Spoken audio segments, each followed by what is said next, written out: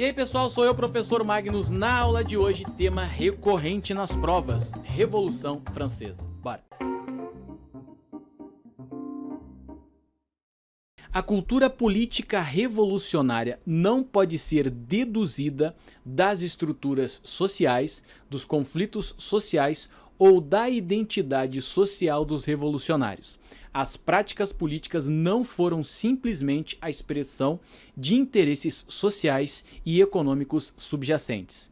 Por meio de sua linguagem, suas imagens e atividades políticas diárias, os revolucionários trabalharam para construir a sociedade e as relações sociais. Procuraram conscientemente romper com o passado francês e estabelecer a base para uma nova comunidade nacional. Fragmento do livro Política, Cultura e Classe na Revolução Francesa, da historiadora Lynn Hunt. Vamos às alternativas. Tendo o fragmento de texto anterior como referência inicial, julgue ser correto ou errado os seguintes itens acerca das revoluções dos séculos XVIII e XIX.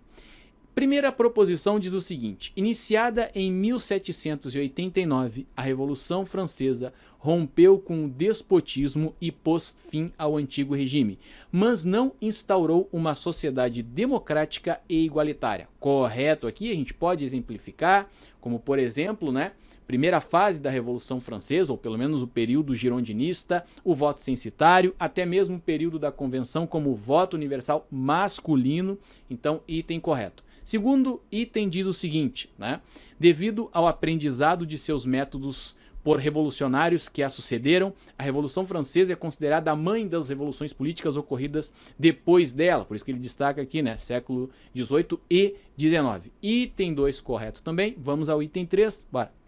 O típico burguês do século XVIII se identifica com a lógica do trabalhador produtivo.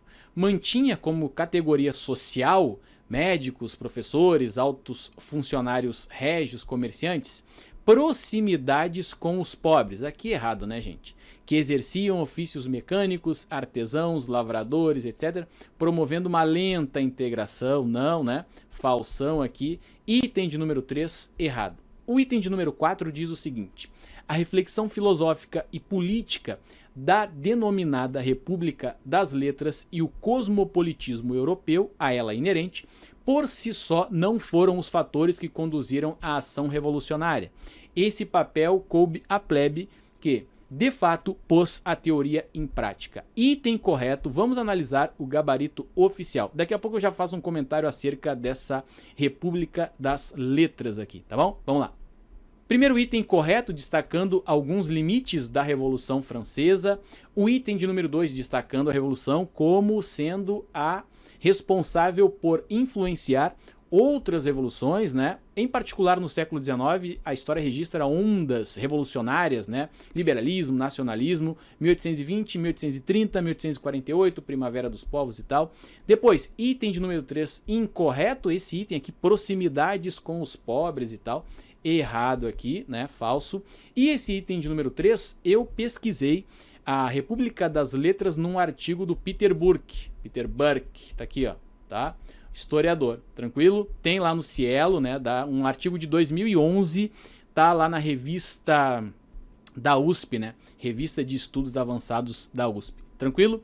Eis o gabarito oficial, vou nessa, valeu!